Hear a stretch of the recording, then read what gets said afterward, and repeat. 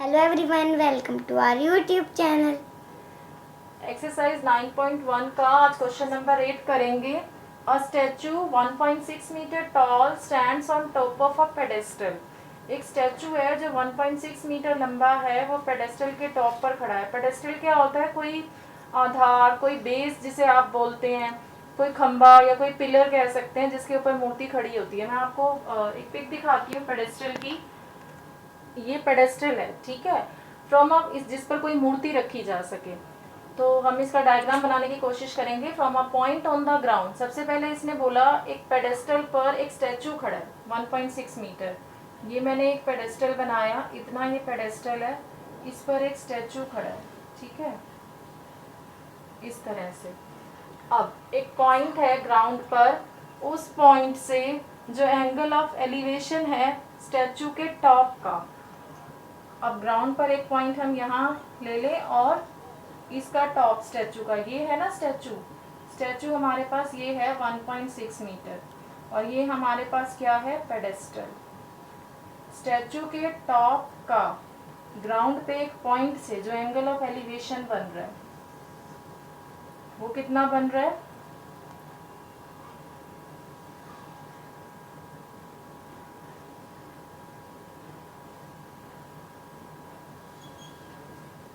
ऐसे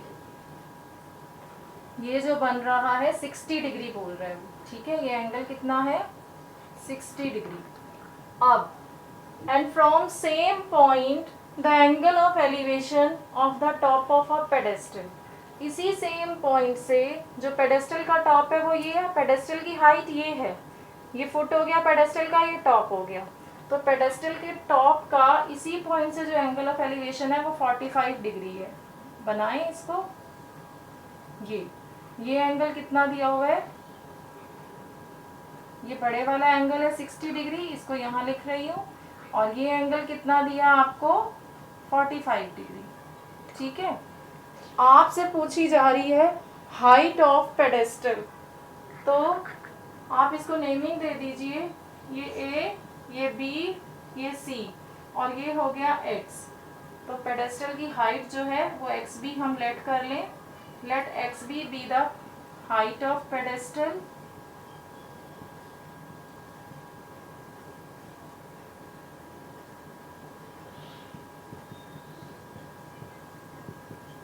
और इसको आप h मीटर कंसीडर कर लो, ठीक है. और ax क्या है? ax है हाइट ऑफ स्टैचू जो कि आपको 1 मीटर दी है, 1.6 मीटर दी हुई है.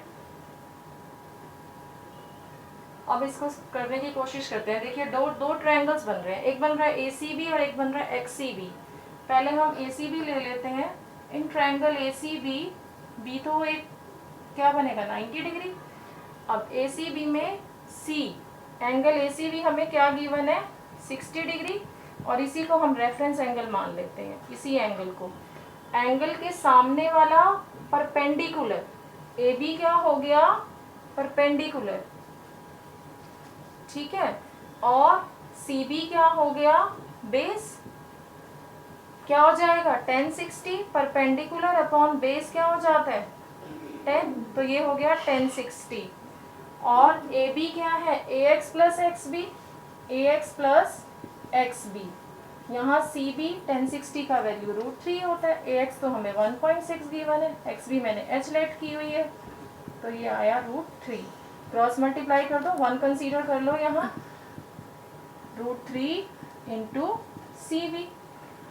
अब हमें height of the pedestal find करनी है. फाइंड क्या करना है हमको? Height of the pedestal. Pedestal की हाइट फाइंड क्या करना है आपको? Height of the pedestal. तो आप सेकंड ट्रायंगल कंसीडर करते हैं. इन ट्रायंगल XCB, तो इसमें XCB को आप रेफरेंस एंगल मान लो जो कि हमें 45 डिग्री गिवन है. और XB हो गया परपेंडिकुलर और CB हो गया आपका बेस, ठीक है. ये परपेंडिकुलर और ये बेस. P बाई बी क्या होगा? 1045. XB क्या है? H और CB 1045 1. अब H is equal to CB आ गया यहाँ से. H is equal to C B, हमें तो एच ही फाइंड करनी है, हमें सी बी भी नहीं मालूम। हम यहाँ से सी बी का वैल्यू क्या आया 1.6 प्लस एच अपॉन रूट 3। अगर यहाँ से चेक करें तो सी बी का वैल्यू क्या मिलेगा हमें 1.6 प्लस एच अपॉन रूट 3। हम यहाँ सी बी की जगह लिख देते हैं H is equal to C B की जगह। इसको इक्वेशन 1 कंसीडर कर लो और लिखो from equation first. From equation first हमने सी बी का वैल्यू ये लिया और इसमें जो है हमने पुट कर दिया, ठीक है। तो h is equal to C B 1.6 plus H upon root 3। यहाँ 1 कंसीडर कर लो h के डिनोमिनेटर में। अब क्रॉस मल्टीप्लाई करो, देखो h रूट 3 1.6 प्लस h, इस h को इधर ले आओ, h रूट 3 माइनस h 1.6। अब h कॉमन लो, root 3 minus 1 is equal to 1.6, ठीक है। h का वैल्यू क्या आया 1.6 अपॉन रूट 3 माइनस 1। इसको रैशनलाइज कर लेते हैं, h की वैल्यू फाइंड करें। h is equal to 1.6 upon root 3 minus 1। इसको रैशनलाइज कर लो, यहाँ माइनस की जगह यहाँ प्लस आ जाएगा, यही डिनोमिनेटर में भी आ जाएगा। तो क्या लिख सकते हैं 1.6 रूट 3 प्लस 1। अब यहाँ a माइनस बी और a प्लस बी मल्टीप्लाई हो रहा है इनमें, तो क्या फार्मूला बनता है a माइनस बी और a प्लस बी का, a का स्क्वायर माइनस b का स्क्वायर। यहाँ 2 आ गया 1.6 रूट 3 प्लस 1 अपॉन 2, ठीक है। और यहाँ से क्या मिलेगा आंसर 0.8। अगर मैं 1.6 को 2 से डिवाइड कर दूँ तो 0.8 आंसर क्या मिल जाएगा 0.8 into root 3 plus 1 metre. Clear. Question number 9 है the angle of elevation of the top of a building from the foot of a tower. एक आपको टावर दिया हुआ है और एक बिल्डिंग दी हुई है, और क्या बोला जा रहा है कि एक बिल्डिंग के टॉप से एक टावर के फुट का, ठीक है, ये टावर है तो लंबा और बिल्डिंग ये, ठीक है, टावर लंबा होता है। अब एक टावर के फुट से, foot of a tower, tower का फुट ये है, बिल्डिंग के टॉप का, टॉप ऑफ द बिल्डिंग, ये बिल्डिंग का टॉप है। एंगल ऑफ एलिवेशन ये एंगल,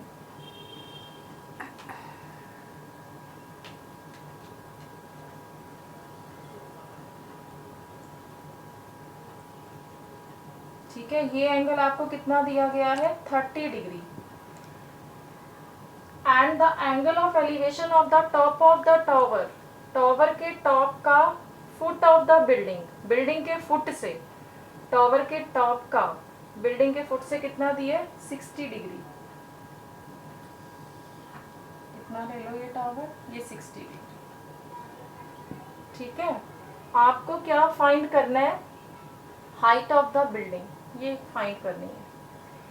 आपको टावर भी दिया हुआ है, if the tower is 50 metre high, tower क्या है 50 मीटर हाई है अगर, तो बिल्डिंग का हाइट फाइंड करना है।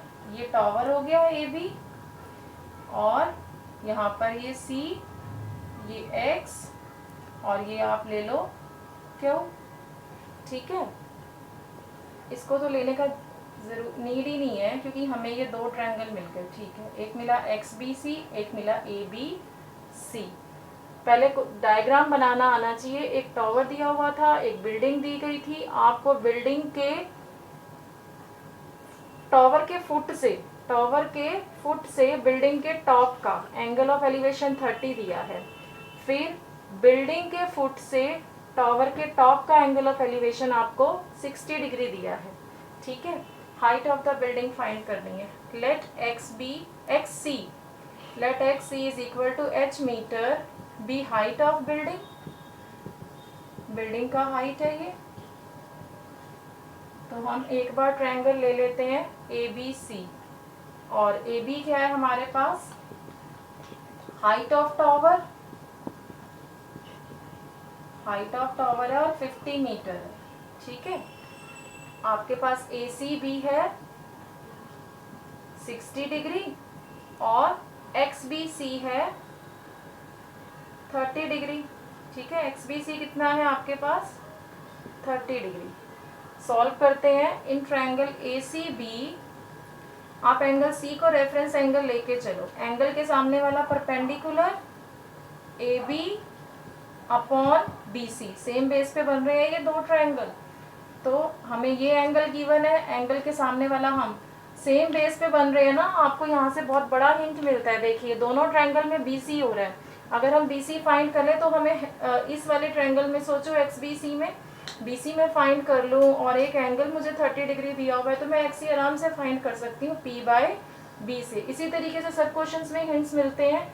आपको दो चीज़ें गिवन होती हैं, एक एंगल गिवन होगा, एक साइड गिवन होगी, तो आप उस टाइम थोड़ा सा दिमाग लगाएंगे किस तरीके से हम कंसीडर करें, पी बाय बी ले, टैन ले या साइन ले। तो A B by C B is equal to 1060। A B हमारा कितना है 50 और यहाँ सी बी 1060 कितना हो गया √3। तो सी बी का वैल्यू कितना आ गया, क्रॉस मल्टीप्लाई करें तो 50 अपॉन √3। ऐसे ही एक बार ट्रायंगल लेंगे हम। In triangle X C B, X B C जो है ना 30 डिग्री है ये, इसको आप रेफरेंस एंगल मानो। एंगल के सामने वाला परपेंडिकुलर, एक्स सी क्या है आपका परपेंडिकुलर, और ये क्या है बेस, बेस क्या सी बी, क्या हो जाएगा 1030। ये वाला एंगल है ना इस ट्रायंगल में, तो 1030 1/√3। एक्स सी आपको एच मीटर आपने कंसीडर किया है तो आप इसकी जगह एच लिखो। सी बी क्या आया आपके पास 50/√3। 1030 क्या होता है 1/√3। इसको मैं लेकर के जाऊँ तो क्या हो जाएगा h इंटू न्यूमरेटर में आएगा √3, 50 अपॉन में आएगा 1/√3। क्रॉस मल्टीप्लाई कर दो। देखो क्रॉस मल्टीप्लाई करोगे तो √3 इंटू √3 क्या हो जाएगा 3। तो क्या आएगा 3h is equal to 50, h is equal to 50/3। Points में निकाल लो। 3 1 3, 3 6 18, फिर 3 6 18, 16.6 मीटर, ठीक है।